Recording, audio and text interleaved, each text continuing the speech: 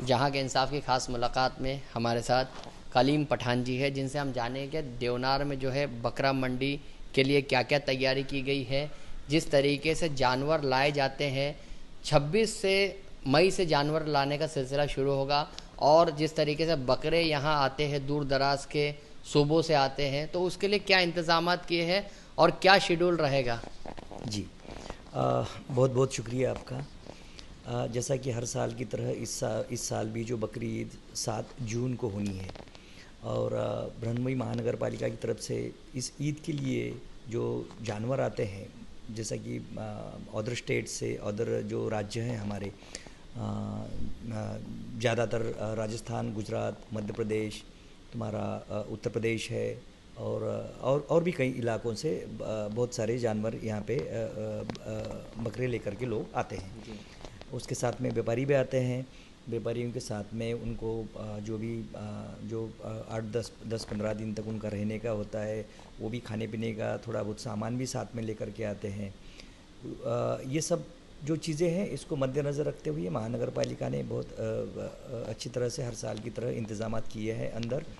और ये बकरा आने का और ये जो भैंसें होती है वो भी आने का सिलसिला जो है 26 मई से हमारा शुरू होने वाला है, और वो 9 जून तक हमारा ये चलता रहेगा।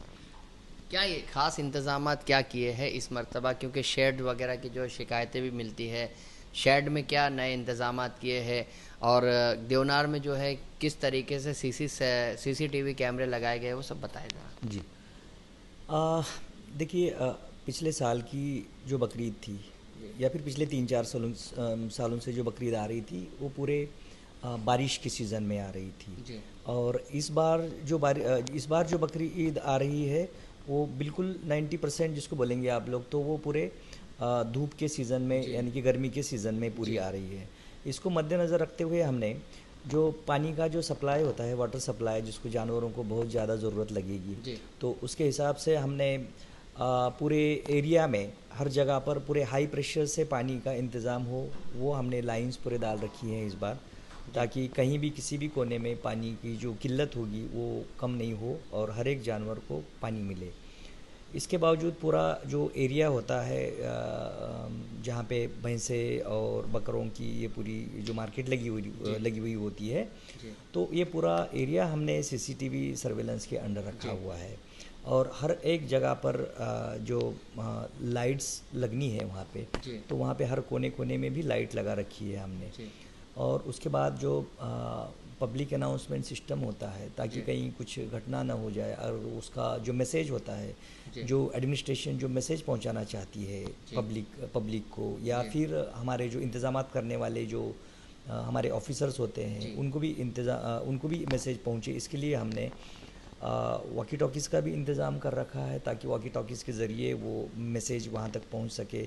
और पब्लिक अनाउंसमेंट सिस्टम भी 4 कोने में हमने लगा रखी है, ताकि उसके ज़रिए हम अनाउंस करके सिटीजन्स को हर चीज़ की जानकारी दे सके हम लोग। बकरों पर टैगिंग सिस्टम, जो टैग लगाने के मामले को लेकर काफ़ी तनाज़ा पिछले साल हुआ था, तो इस साल कैसा उसको हैंडल करेंगे आप, और किस तरीके से सिस्टम बनाया गया है, क्योंकि टैगिंग सिस्टम में ये कहा गया था कि उसमें जो है ताख़ीर होती है बकरों की जो है आमदोरफ्त में, और यहाँ से लाने में जो है थोड़ी दिक्कतों का सामना करना पड़ता है, तो व्यापारियों को काफ़ी परेशानी होती है। इसमें क्या तब्दीलियाँ की है और किस तरह से सिस्टम को जो है स्मूथ किया गया? नहीं, एक चीज़ हमको ये समझना पड़ेगा कि ये जो ईयर टैगिंग का जो मामला होता है, ये तो सेंट्रल गवर्नमेंट के रूल्स हैं जी। वो सेंट्रल गवर्नमेंट के रूल्स के तहत हर चीज़ होगा, इसमें कोई किसी को परेशानी नहीं होगी जी। ये मैं इतना कह सकूँगा इसमें। नहीं, जिस तरीके से टैगिंग का जो मामला है, तो यानी जिस तरीके से व्यापारी के पास जो बकरे होते हैं वो उस पर निशान ज़दा कर देते हैं वो लोग, तो उस टैगिंग को भी क्या उसमें शामिल कर दिया जाता है क्या? नहीं, जहाँ तक बकरों का सवाल है, उसको हमने QR कोड के ज़रिए मैप किया है, क्योंकि जितने भी व्यापारी आएंगे उनको आइडेंटिफिकेशन और रजिस्ट्रेशन जो उसका है, तो उसको डिजिटल सिस्टम में होगा, और उसका एक डेटाबेस क्रिएट होगा हमारा, और वो डेटाबेस के ज़रिए हम लोग जो व्यापारी आया था उसने कितने बकरे लेकर के आया था, उतने QR कोड उसको दिए जाएंगे, ताकि पूरा उसका कितने आए थे और कितने गए थे, ये इन्वेंट्री पूरा मैच हो सके। और जो थ्रेड्स की घटनाएं होती है या फिर जो बाकी घटनाएं होती है, वो घटनाएं बिल्कुल कम हो जाएगी। खरीदारों के लिए जो बकरे यहाँ खरीदने के लिए आते हैं कुर्बानी के लिए, तो उनके लिए क्या इंतजामात किए हैं?